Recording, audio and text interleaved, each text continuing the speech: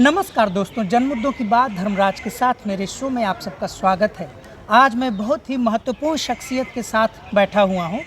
कारण यह है कि आज मेरे ही लोकसभा क्षेत्र, बिहार के लोकसभा क्षेत्र मुंगेर लोकसभा के बहुत ही महत्वपूर्ण लोकसभा उम्मीदवार कुमारी अनीता, जो अशोक महतो जी, जिन्हें उनके विरोधी डॉन बाहुबली, कुख्यात बाहुबली अपराधी मानते हैं, वहीं उनके समर्थक उन्हें साधु जी के नाम से जानते हैं।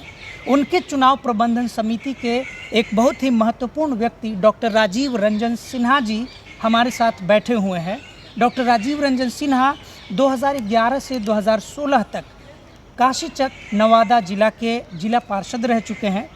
2015 विधानसभा में विधायक के प्रत्याशी रह चुके हैं। बहुत पूरे विधानसभा प्रत्याशी के रूप में इनका स्थान तीसरे नंबर पर था, जहां 1 नंबर पर जीते हुए प्रत्याशी थे, 2 नंबर पर जो बड़ी पार्टी थी वो थी, और तीसरे पर एक खुद डॉक्टर राजीव जी थे। और इस बार जो मुंगेर लोकसभा सीट, जो बहुत ही महत्वपूर्ण व्यक्ति का सीट माना जाता है, क्योंकि उस सीट से खुद बिहार के मुख्यमंत्री, सबसे अधिक लंबे समय के मुख्यमंत्री श्री नीतीश कुमार के सबसे प्रिय सहयोगी ललन सिंह, राजीव रंजन सिंह उर्फ ललन सिंह वहाँ से सांसद हैं। और उनके खिलाफ लालू प्रसाद यादव जी ने अशोक महतो पर भरोसा जताया और उन्होंने अपनी स्वेच्छा से उनको टिकट दिया। और लालू प्रसाद यादव जी ने पुनः एक बार यह साबित करने का प्रयास किया है कि बिहार की राजनीति भारत की राजनीति से इस मायने में अलग है कि जहाँ पर पूरे भारत के अन्य राज्यों में धन बल की राजनीति होती है, लेकिन विचारधारा की राजनीति का गढ़ बिहार आज भी बना हुआ है। जहां इंडिया गठबंधन के मुख्य नेता राहुल गांधी जी घूम घूम के गौतम अडानी और मुकेश अंबानी पर राजनीति को प्रभावित करने का प्रचार कर रहे हैं, प्रभावित करने का आरोप लगा रहे हैं। ऐसे ही समय में बिहार में लालू प्रसाद यादव जी ने अशोक महतो की पत्नी कुमारी अनीता जी को लोकसभा का टिकट देकर यह साबित किया है कि बिहार में आज भी विचारधारा प्रमुख है और विचारधारा से बिहार के नेता समझौता करने को तैयार नहीं है। आगे की बातचीत हम इनसे इंटरव्यू में पूछेंगे। राजीव जी, आपका मेरे चैनल दैनिक अम्बेडकर में बहुत स्वागत है। बहुत बहुत धन्यवाद। आपसे पहला मेरा सवाल है कि आप इतने शिक्षित हैं, आप जवाहरलाल नेहरू विश्वविद्यालय से इतने प्रतिष्ठित संस्थान स्कूल ऑफ इंटरनेशनल स्टडीज़ के स्कॉलर हैं। डॉन बाहुबली नेता, कुख्यात अपराधी के रूप में जाने जाने वाले अशोक महतो जी के चुनाव प्रबंधन समिति के सदस्य हैं। क्या कहना है आपका? ऐसे लोग तो उपनाम के रूप में कुछ भी रख देते हैं। आप जो वारसिलीगंज नवादा ज़िले से हम लोग आते हैं, वारसिलीगंज नवादा ज़िले से जो बाहर के लोग हैं उनको उतना पता नहीं होगा कि अशोक महतो ने अपने क्षेत्र के लिए, अपने लोगों के लिए क्या किया है। अशोक महतो जी के लोग जो है बाहुबली नाम रख दें, कुख्यात रख दें, हाँ, अंडरवर्ल्ड के रूप में उनको लोग जानते हैं, लेकिन सच्चाई बिल्कुल इससे इतर है। सच्चाई ये है कि जब सामाजिक संतुलन, किसी भी क्षेत्र में सामाजिक संतुलन जब बनाने की बात होती है तो आपको कहीं ना कहीं सत्ता से लड़ना होता है। और जो समाज में डोमिनेंस जिनका है, तो उस डोमिनेंस को अगर आप ख़त्म करना चाहेंगे तो आपको इस तरह के कई उपनाम दिए जाएंगे। तो अशोक महतो जी ने वारसिलीगंज, नवादा ज़िले के जो वारसिलीगंज क्षेत्र है, वहाँ पे गरीब गुरबा, दलित समाज, अति पिछड़ा समाज, पिछड़ों समाज के लिए उसके हक़ की लड़ाई लड़ी है। उन्होंने अपने लिए कोई लड़ाई नहीं लड़ी। और जब आप किसी के हक़ की लड़ाई लड़ते हैं तो आपका जो मीडिया है, आपका जो इलेक्ट्रॉनिक मीडिया है, प्रिंट मीडिया, आपको तरह तरह के कई नाम से आपको बदनाम करने के लिए इस तरह का उपनाम रख देता है। इसलिए अशोक महतो जी आज की तारीख में मेरे हिसाब से, और जिनकी लड़ाई उन्हें लड़ी है, बेसिकली उन सब लोगों के लिए वो बहुजनों के नायक हैं, बहुजनों के योद्धा हैं। क्या यह संयोग है कि जंगल राज के नेता माने जाने वाले श्री लालू प्रसाद यादव जी को अशोक महतो जैसे ही प्रत्याशी पसंद आते हैं? देखिए, फिर मेरा इसमें जो वक्तव्य होगा इससे आपके वक्तव्य से अलग होगा। श्री लालू प्रसाद जी का जो शासनकाल है, अगर उनका इतिहास लिखा जाएगा तो उसमें सामाजिक इतिहास का के रूप में जो बदलाव हुआ उनके शासनकाल में, वो स्वर्णकाल है। बिहार का इतिहास जब कभी भी लिखा जाएगा तो सम्मानित श्री लालू प्रसाद जी का जो शासनकाल का इतिहास है वो स्वर्ण काल में लिखा जाएगा। क्योंकि इसी काल में हमने देखा है, चूँकि आप भी एक JNU के विद्यार्थी रहे हैं और जो कोई भी पढ़ने लिखने में इंटरेस्ट लेता है उनको पता है कि सामाजिक क्रांति कई देशों में सिर्फ बंदूक से आई है और कई लाखों लोगों का जहाँ पे हत्या हुआ है तब जाकर के कहीं सामाजिक क्रांति होती है। लेकिन बिहार में लालू प्रसाद यादव जी ने बिना कोई ब्लड शेड किए, बिना कोई ब्लड शेड रिवॉल्यूशन के बिना कोई बंदूक के सामाजिक क्रांति, बिना कोई खूनी क्रांति के उन्होंने बिहार में सामाजिक बदलाव लाया है। और उसी सामाजिक बदलाव के कारण जो आज कहते हैं कि जो जैसा आपने बताया कि वो जंगल राज है, वो जंगल राज देखने का पैमाना, चूँकि हमारा जो मीडिया है वो एक समाज का वहाँ डोमिनेंस है, उनका देखने का पैमाना अलग है। हम लोग जिस हिसाब से सोचते हैं, लालू प्रसाद यादव जी के शासनकाल के पहले समाज का एक वर्ग अत्याचार करता था, दूसरा वर्ग सिर्फ सहता था। लालू यादव जी के शासनकाल में आने के बाद जब लोगों को लगा, जो गरीब गुरबे थे, जो पिछड़े क्लास थे, जो मुख्य धारा से पीछे छूटे हुए लोग थे, उनको लगा कि हमारा व्यक्ति सत्ता में बैठा है तो जब हमारे ऊपर कोई अत्याचार करेगा तो हम भी उसको रिटेलिएट करेंगे, उसको हम जवाब देंगे। अब उस जवाबी कार्रवाई में आपने उसको जंगल राज का नाम दे दिया। यहाँ का मीडिया जो प्रभुत्वशाली मीडिया उसको जंगल राज का नाम देती है, लेकिन वो जंगल राज नहीं था। वो बेसिकली समाज को संतुलन में लाने का एक पूरा प्रयास था बिना खूनी क्रांति के। आप मुंगेर लोकसभा का चुनाव देख रहे थे। मुंगेर लोकसभा बड़ा ही हॉट सीट माना जाता है क्योंकि श्री नीतीश कुमार जी जो बिहार के सबसे लंबे समय के अब मुख्यमंत्री के रूप में जाने जाएंगे, उनके सबसे प्रिय नेता राजीव रंजन सिंह उर्फ ललन सिंह के खिलाफ अशोक महतो जी को चुनाव लड़ाया गया। आपको लगता है कि राजीव रंजन सिंह को अशोक महतो जी चुनाव हरा पाएंगे?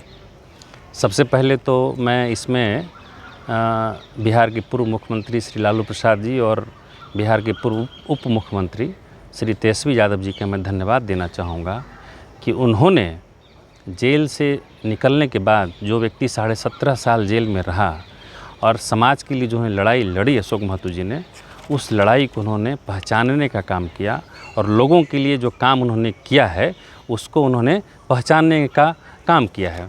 इसलिए मैं सबसे पहले उनको मैं धन्यवाद देना चाहूँगा। और जहाँ तक बात है सबसे ज़्यादा करीबी, नीतीश कुमार जी के सबसे ज़्यादा करीबी, तो सबसे ज़्यादा करीबी मैं कह सकता हूँ कि नीतीश कुमार के सबसे ज़्यादा करीबी भले आज हों, लेकिन वही व्यक्ति जो हैं, कुछ समय पहले नीतीश कुमार जी के बारे में उनका वक्तव्य था कि नीतीश कुमार जी का जो सोच है, उनका जो आंत में है, मैं उस आंत में ऑपरेशन करता हूं, मैं सर्जरी करूंगा और उनके जो पेट में जो दांत है उस दांत को मैं सर्जरी करके निकालूंगा। ये राजीव रंजन सिंह का नीतीश कुमार के बारे में बयान है। आपने सुना होगा जब राजीव रंजन सिंह को नीतीश कुमार ने एक बार पार्टी से निकाला था तो उन्होंने किस तरह का नीतीश कुमार के खिलाफ उन्होंने बयान दिया था, जितना बयान कोई भी करीबी आदमी तो नहीं दे सकता है।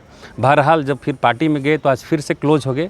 मैं मुंगेर लोकसभा क्षेत्र के बारे में सच्चाई बताऊं तो लोग बिहार में बहुत कन्फ्यूज़न है। कन्फ्यूज़न कुछ सीट के बारे में क्या है, लोग कहते हैं कि कुछ सीट बिल्कुल जो है वो अपर क्लास बहुल सीट है, वहाँ सिर्फ अपर क्लास ही जीत सकता है। अपर क्लास कहने मतलब सिर्फ भूमियार समाज ही जीत सकता है, जिसमें उसमें एक सीट है मुंगेर, एक सीट है बेगूसराय, एक सीट है नवादा, एक सीट है जहानाबाद।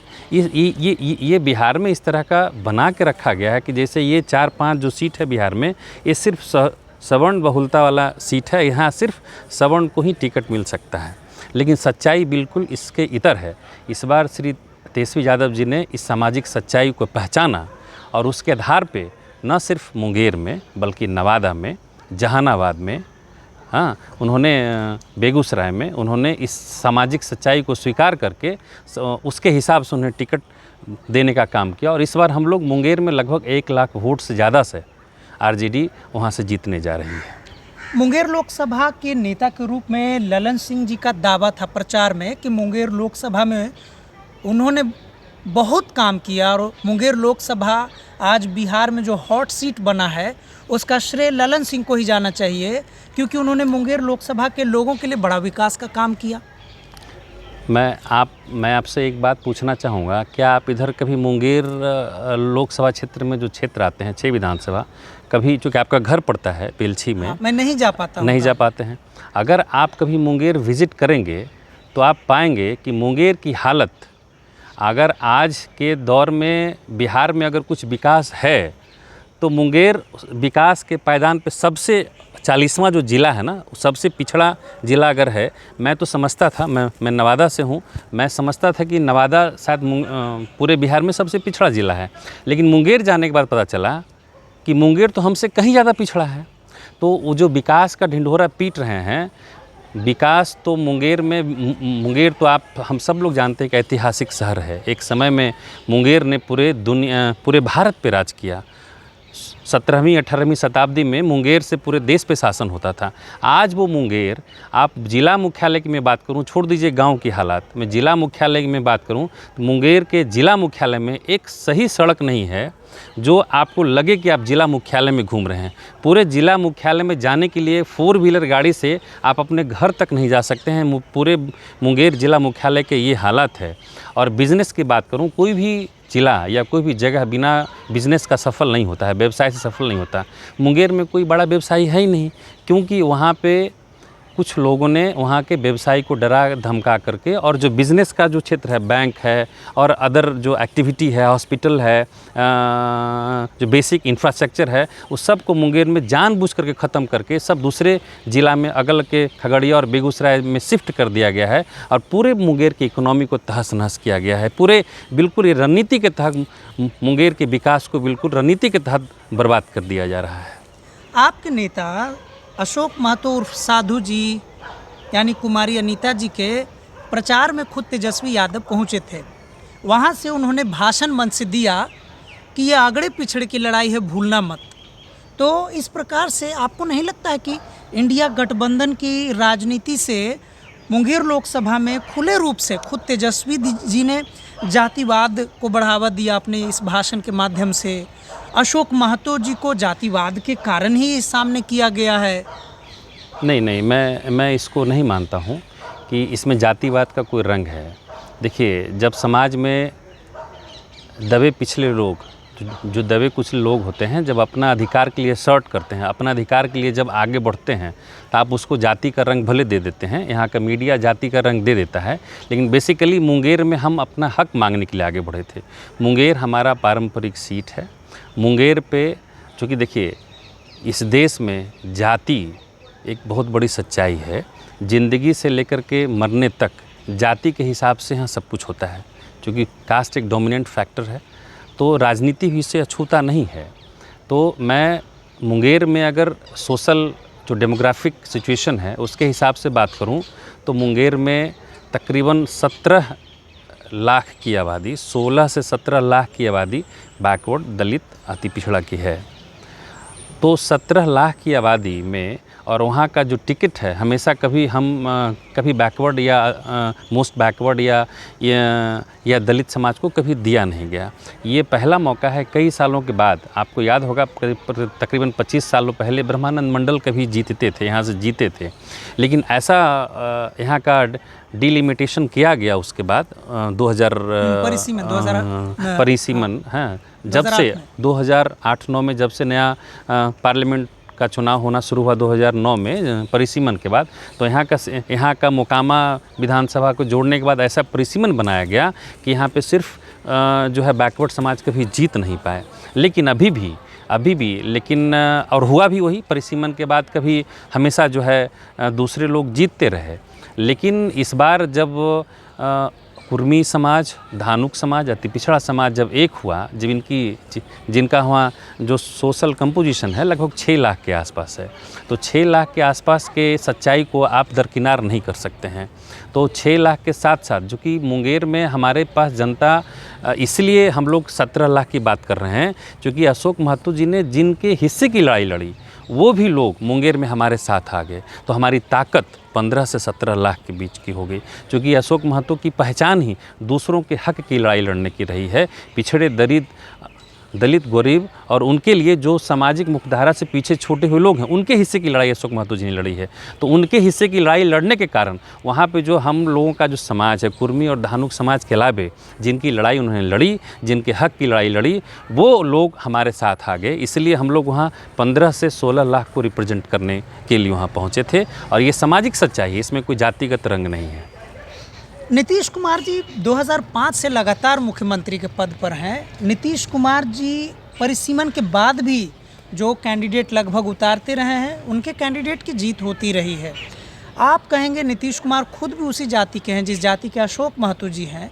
क्या नीतीश कुमार जी ललन सिंह को अगर अपना प्रत्याशी बता रहे हैं, बना रहे हैं, जितवा रहे हैं, प्रचार करते हैं, तो आप कैसे कह सकते हैं कि वहाँ पर जो है बहुजन या दलित पिछड़ा जो या एमबीसी अति पिछड़ा को जो बहुल सीट है उस पर कोई सवर्ण को लड़ाया जा रहा है और ब्रह्मानंद मंडल जी के बाद कोई नहीं जीता? अगर नहीं जिताया गया, टिकट नहीं दिया गया, इसका मतलब है कि नीतीश कुमार जी ज़्यादा लोकतांत्रिक हैं, उनमें ज़्यादा सूझबूझ है, वो ज़्यादा जातीय समरसता की बात करते हैं? वो नहीं हुआ तो था पहले ऐसा ही। लोगों ने इसके पहले जो सिटिंग एमपी हैं वहाँ से राजीव रंजन सिंह, उनके बारे में गलतफहमी ऐसा ही थी, क्योंकि उनको नीतीश कुमार के चेहरे के रूप में उनको लोग वोट के जिताते रहे।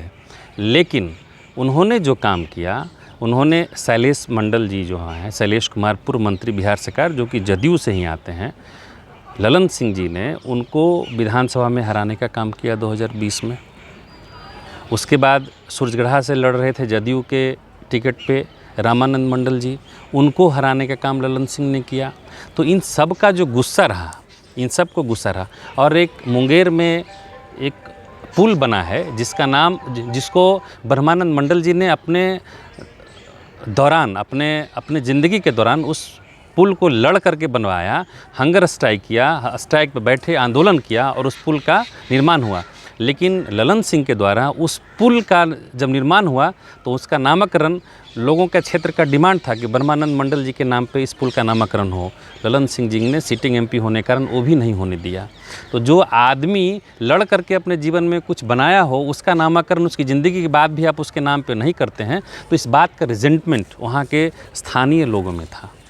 और जिस तरह से उन्होंने बैकवर्ड समाज को, कुर्मी समाज को, मंडल समाज को लगातार विधानसभा में हराने का काम किया, और जिस तरह से उनके अंदर एक डिक्टेटरशिप है, एक राजशाही जैसा उनका सोच है, उनके सामने कोई गरीब आदमी खड़ा होना तो दूर, उनसे आंख मिलाकर बात करना तो दूर, वो आंख मिलाकर के बात भी नहीं करते हैं, ज़मीन पे बैठना पड़ता है। आप उनके सामने अगर उनको पता चल जाएगा कि आप जो है किसी बैकवर्ड या दलित समाज से आते हैं, तो आप उनके पास जाएंगे, आपको घर बुला करके अपने साथ बैठाएंगे नहीं।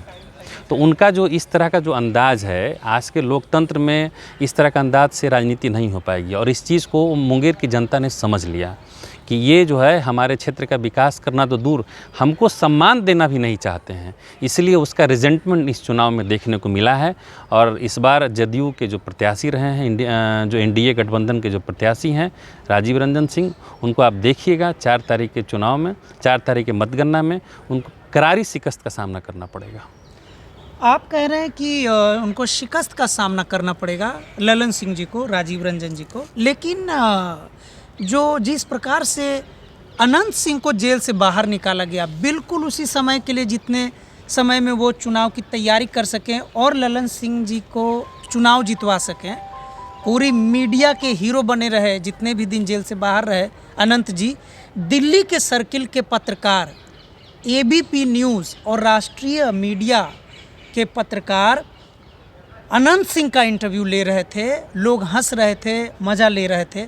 और अनंत सिंह का दावा है कि ललन सिंह के अलावा मुंगेर लोकसभा के प्रत्याशी के रूप में किसी का भी जीत वहाँ नहीं होने जा रहा है, और वो अपना प्रचार कर लिए और वापस जेल चले गए। इस पर आपका, उनके दावे, जीत के दावे पर? देखिए, मैं तो शुक्रिया करना चाहूँगा नीतीश कुमार जी को, बिहार के मुख्यमंत्री जी को, कि उन्होंने सुशासन सरकार का जो 15 साल से जो ढोल पीट रहे थे कि सुशासन की सरकार बिहार में चल रही है, तो सुशासन की सरकार में लोगों ने देखा कि किस तरह से एक ड्रेडेड क्रिमिनल को आप चुनाव के बीच में सिर्फ इसलिए निकालते हैं ज़मीन बंटवारा के नाम पे।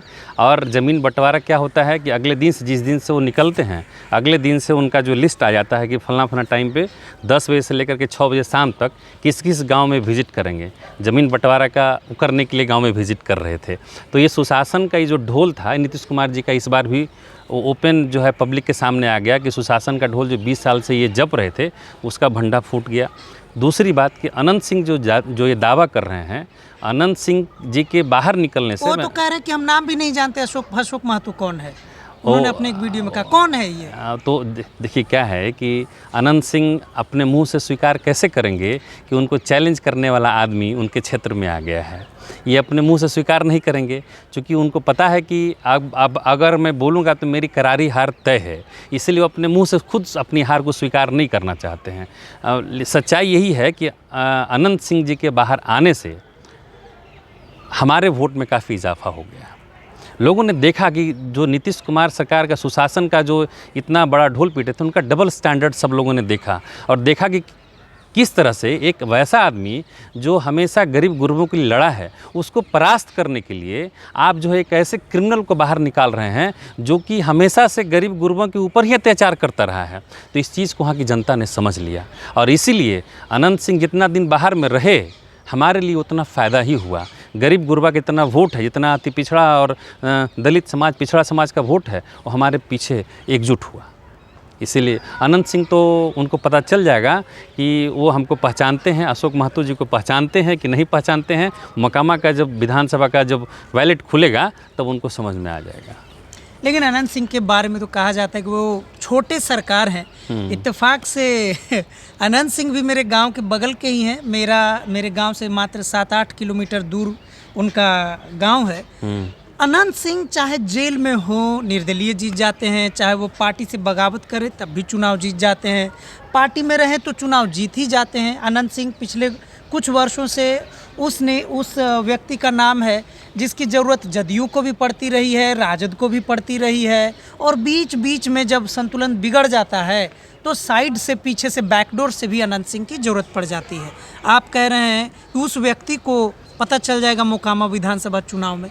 देखिए, छोटे सरकार के रूप में मशहूर हैं, लेकिन छोटे सरकार खुद ही पिछले चुनाव में 2 साल पहले रो करके कह रहे थे कि सरकार ने हमको फंसा दिया, हमारे घर में बंदूक रख करके हमको जेल भेज दिया। तो छोटे सरकार का तो ये हाल है। अब उनका चुनाव में 2020 के पहले उनका क्या रुतबा था राजनीति में, उसको दरकिनार कीजिए। आज की तारीख में 2000 चुनाव के बाद का उनका जो रुतबा होगा बिहार की राजनीति में, वो भी देखिएगा। इसके पहले छोटे सरकार के रूप में हम लोग उनको पूरा बिहार छोटे सरकार के रूप में प्रस्तुत करता रहा है।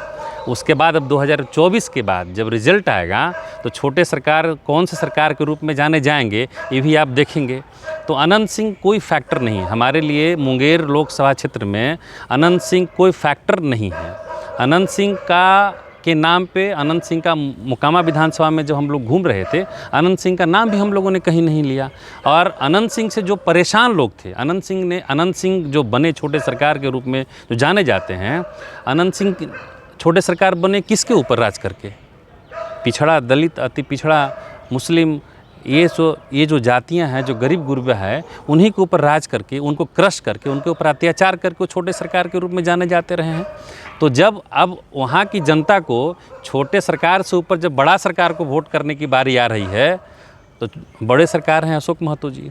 तो छोटे सरकार को कितना वज़न मिलेगा जनता के द्वारा? जब वहाँ खुद ही बड़े सरकार के रूप में पदार्पण अशोक महतो जी का हो गया, तो छोटे सरकार कौन से रहे? तो आप कह रहे हैं कि मुंगेर लोकसभा का सीट जो है बाहुबल के प्रदर्शन का एक सीट बन गया है 2024 के लोकसभा चुनाव में। देखिए, बाहुबल का प्रदर्शन एक तरफ रहा। इस बार मुंगेर लोकसभा क्षेत्र में बाहुबल का प्रदर्शन वन साइडेड रहा। अशोक महतो जी या उनके कोई लोग किसी भी तरह से किसी लड़ाई झगड़े में इन्वॉल्व नहीं हुए। हमारे ऊपर अत्याचार हुआ, हमारे ऊपर प्रशासन ने अत्याचार किया। आपने सुना होगा कि लखीसराय, मोकामा, बढ़िया, सूरजगढ़ा में जो डोमिनेंट बूथ था उनके समाज का, उस सभी बूथ पे अति पिछड़ा और पिछड़ लोगों को वोट देने नहीं दिया गया। लगभग 70 से 80 बूथ ऐसा था जहाँ पे पिछड़े लोगों को, दलित लोगों को बूथ पे चढ़ने ही नहीं दिया गया। तो बाहुबल का जो प्रदर्शन रहा वो सिर्फ एक तरफा रहा। जिस हिसाब से ललन सिंह के द्वारा बाहुबल का प्रदर्शन हुआ, ललन सिंह की अगुवाई में हुआ हो, चाहे किसी और की अगुवाई में हुआ हो, तो बाहुबल का प्रदर्शन तो हुआ, लेकिन वन साइड सत्ता के संरक्षण में बाहुबल का प्रदर्शन रहा। हम लोग जनता के सहारे और जिन लोगों की लड़ाई लड़े अशोक महतो जी के लिए, अशोक महतो जी ने जिनकी लड़ाई लड़ी उसके लिए हम लोग लड़ रहे थे। तो जनता हमारे साथ खुल के थी, हमारे साथ हम लोगों को कुछ और करने की ज़रूरत नहीं पड़ी। जनता हमारे साथ इतना थी कि उन लोगों ने यही कहा कि उसको जो करना है करने दीजिए, आप चुपचाप रहिए, देखिए जनता आपके साथ सपोर्ट में पूरा है, ये रिजल्ट बता देगा 4 तारीख को। नीतीश कुमार जी ललन जी के लिए प्रचार करने गए मुंगेर लोकसभा, उन्होंने कहा किस ऐरे गहरे को चुनाव लड़ा दिया गया है, आप लोग उसको वोट मत कीजिएगा। अशोक महतो जी के लिए ऐरे गहरे शब्द का इस्तेमाल किया, मुख्यमंत्री हैं, क्या कहेंगे इस पे आप? मैं तो कहूँगा ये उनका फ्रस्ट्रेशन ही दिखाता है। ये ऐरा गहरा इसलिए वो कह रहे हैं कि उन्होंने जो एक राजनीति में बैलेंस बना कर रखा था अभी तक, वो बैलेंस इस चुनाव में गड़बड़ा गया। उनका जो वोट बैंक है, इस वोट बैंक पे वो राज कर रहे थे और उसके ऊपर सिर्फ राज कर रहे थे, उस वोट को लेकर के राज कर रहे थे। उस वोट बैंक के लिए उन्होंने कुछ नहीं किया। तो वो बैलेंस जो कि इस बैलेंस के सहारे वो सेफ्टी वॉल्व के रूप में समझ रहे थे, वो सेफ्टी वॉल्व जो है कहीं ना कहीं इस बार हिल गया, दरक गया, इसलिए उनका एक फ्रस्ट्रेशन का आवाज़ निकल रहा है। ये क्या पैटर्न है राजीव जी कि किसी प्रत्याशी जो खुद चुनाव नहीं लड़ पाए हैं, अशोक महतो सीधे सीधे नहीं चुनाव लड़ रहे हैं, उनको टिकट देने के लिए शादी करा देना, जो मीडिया में जो खबरें चलाई गई, जाहिर सी बात है कि मीडिया के अपने तरीके होते हैं चीज़ों को लिखने का, बोलने का।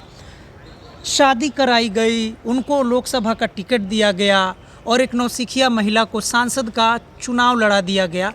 क्या वो जो मुंगेर लोकसभा में जानी नहीं जाती हैं, उनको सीधे लोकसभा जैसे महत्वपूर्ण सीट को लड़ा देना और एक तरफ पुराने समाजवादी धड़े में प्रशिक्षित नेता ललन सिंह के खिलाफ प्रत्याशी के रूप में नहीं नौसिखिया को उतार देना क्या दर्शाता है? नौसिखिया आप किसको कहेंगे? नौसिखिया तो अब 18 वर्ष की एज में जब आपको वोट करने का राइट हो जाता है, जब आप ग्रेजुएशन कर लेते हैं, आप भी जेएनयू में पढ़ने लिखने वाला या कहीं से कोई ग्रेजुएशन करने वाला स्टूडेंट, एमए बीए कोई भी करता है, आप नौकरी में चले जाते हैं तो लाइफ का एक अनुभव तो आपको होता ही है।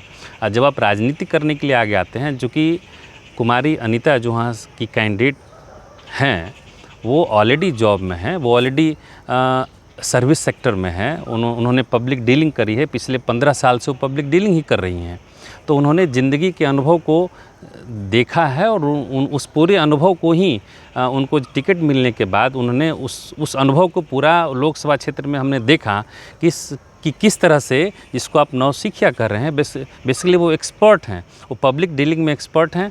कितने अच्छे तरीके से उन्हें पब्लिक को अपनी बात को समझाया और इतना कॉन्फिडेंस है उनके पास, इतना आत्मविश्वास है। इसी आत्मविश्वास के कारण वहाँ की जनता ने उनके ऊपर भरोसा जताने का काम किया। और चूँकि मुंगेर के वो लोकल हैं, वो बाहरी तो है नहीं, सुजगढ़ा विधानसभा क्षेत्र से आती हैं और मुंगेर लोकसभा क्षेत्र में ही सुजगढ़ा विधानसभा क्षेत्र आता है, इसलिए हमारे जो कैंडिडेट थी वहाँ की लोकल थी। बाहरी तो राजीव रंजन सिंह हैं, वो तो बाहर से आके लड़ रहे हैं, वो तो मुंगेर लोकसभा क्षेत्र में से कहीं से आते नहीं हैं।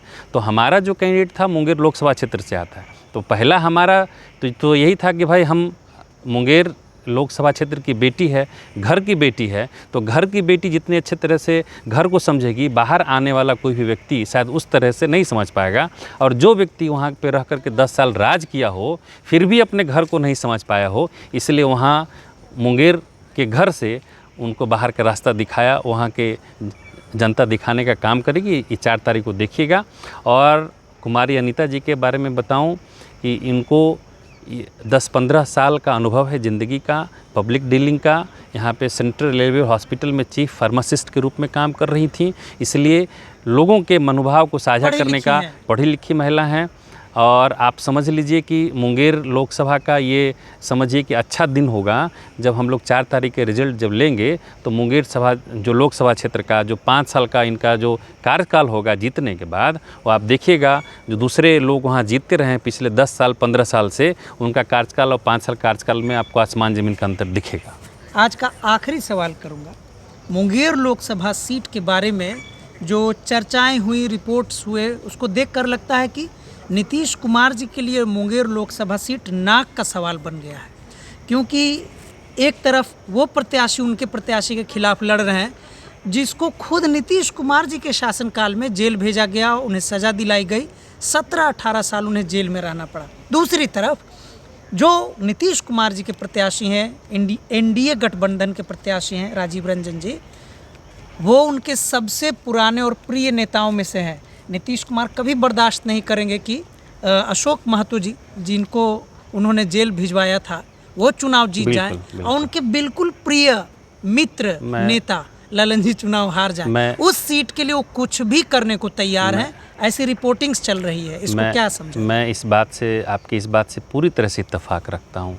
शायद इसीलिए पूरे चुनाव के दरमियान 13 मई को वहाँ वोटिंग था, 13 मई के वोटिंग के दरमियान देखा गया कि जितना ललन सिंह जी का बहुलता वाला जो क्षेत्र है, जहाँ पे उनको ज़्यादा वोट हमेशा आता रहा है, पारा मिलिट्री फोर्स का डिप्लॉयमेंट उस क्षेत्र में नहीं था। और जहाँ पे नीतीश जी को लगा, जहाँ पे सरकार को लगा कि वहाँ पे वोट हमको कम आ सकता है, वहाँ पे पारा मिलिट्री फोर्स का डिप्लॉयमेंट ज़्यादा था। मैं आपको बताऊँ, लखीसराय विधानसभा के बढ़िया नगर परिषद में कहीं भी पारा मिलिट्री फोर्स का डिप्लॉयमेंट नहीं था, सिर्फ होमगार्ड पे चुनाव कराया जा रहा था। तो इसीलिए लखीसराय पूरे जो 29 वार्ड है, 29 वार्ड जो नगर परिषद का है, पूरे बढ़िया नगर परिषद का जो चुनाव हुआ उसमें बूथ कब्जा करके जदयू के पक्ष में मतदान कराया। और कहीं कहीं तो जो बूथ पे सरकार के लोग थे वो भी जदयू के पक्ष में मतदान कराते देखे गए। और इसी बात का हमारे कैंडिडेट ने जब विरोध किया, मानोपुर जो सूरजगढ़ा विधानसभा क्षेत्र का मानोपुर गांव है, बूथ नंबर 237 और 38, जब इस बात का हमारे कैंडिडेट ने जब विरोध किया तो उनके गाड़ी का शीशा तोड़ दिया गया, उनके गार्ड के साथ, सुरक्षाकर्मी के साथ हाथापाई की गई, कैंडिडेट के साथ धक्का मुक्की की गई। तो ये हालात थे। ये तो बात से समझ में आती है कि नीतीश कुमार चाहते थे, सरकार चाहती थी कि किसी तरह से ललन सिंह को जिताया जाए यहाँ से। और इसीलिए हम अंत तक पारा मिलिट्री फोर्स के द्वारा और वहाँ के पुलिस प्रशासन के द्वारा हम लोगों के ऊपर जो भी अत्याचार किया गया, हम लोगों का जहाँ वोट की संख्या ज़्यादा थी वहाँ पे पुलिस के द्वारा लाठीचार्ज कराया गया ताकि वहाँ पे कम वोट पोल हो। इस तरह का मुंगेर में, जमालपुर में, हवेली खड़गपुर में, सूरजगढ़ा में कई जगह इस तरह का इंसिडेंट आया। और हम लोगों ने इलेक्शन कमीशन को उसको लिए लिखा भी, लेकिन इलेक्शन कमीशन ने उस बूथों को रद्द करके रीपोल कराने का निर्णय नहीं किया। तब फिर आफ्टर ऑल हम लोग सुप्रीम कोर्ट के शरण में आए हैं। सुप्रीम कोर्ट में हम लोगों की सुनवाई होनी है, अब देखते हैं सुप्रीम कोर्ट क्या डिसीजन लेता है। लेकिन इस बात से मैं पूरी तरह से इत्तेफाक रखता हूँ कि सरकार चाहती है और सरकार आज भी चाह रही है कि किसी तरह एन केन प्राकेन इनको जो है चुनाव किसी तरह से जिताया जाए। लेकिन हम सरकार की इस मंशा को सफल नहीं होने देंगे। हम चौकस हैं, अब बिल्कुल नज़र बनाए हुए हैं।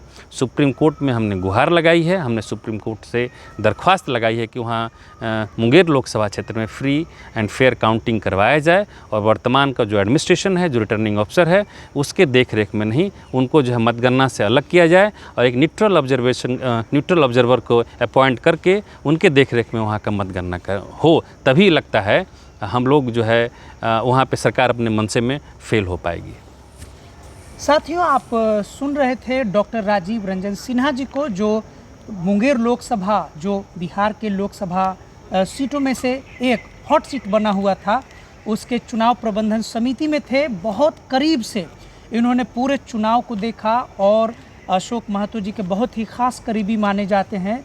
बहुत उनके साथ इनका दावा है कि ये उनके संघर्ष को मानते हैं। और अशोक महतो जी के लिए इन्होंने इंटरव्यू में कहा कि अशोक महतो जी उर्फ साधु जी गरीब गुरबों की लड़ाई के लिए जाने जाते थे, उसके लिए उन्हें 17-18 साल जेल भेज दिया गया। नीतीश कुमार जी से सीधे सीधे उनकी लड़ाई रही है। बहरहाल मुंगेर लोकसभा सीट का परिणाम, जैसा कि पूरे भारत में मतगणना यानी वोट काउंटिंग 4 जून को होगी, रिजल्ट तो 4 जून को पता चलेगा, लेकिन इतना तो तय है कि मुंगेर लोकसभा सीट के बारे में जहां अभी तक कहा जाता था कि यह सवर्णों का रिजर्व्ड सीट है, अशोक महतो जी के जेल से बाहर आ जाने के बाद यह राजनीति अब आसान नहीं रहेगा। कम से कम आज राजीव जी के इंटरव्यू से तो यह स्पष्ट हो गया है। आगे आप हमारे चैनल को देखते रहिए। अगर आपके मन में कोई सवाल है, अगर आप मुंगेर लोकसभा के दर्शक हैं, आपके मन में कोई सवाल है तो आप कमेंट में लिखिए। हम प्रयास करेंगे कि उन सवालों को अपने इंटरव्यू के माध्यम से, कमेंट्री के माध्यम से हम अपने चैनल पे दिखाने का प्रयास करेंगे। राजीव जी, आपका बहुत बहुत धन्यवाद कि आपने बहुत ही महत्वपूर्ण बातें उस लोकसभा के बारे में कही जो सत्ताधारी सांसद होने के कारण कभी वो लोकसभा के विकास की बातें नहीं की जाती हैं, बल्कि एक व्यक्ति और एक नेता पर ही बातें सीमित कर दी जाती हैं। आपका पुनः मैं धन्यवाद देता हूँ। धन्यवाद।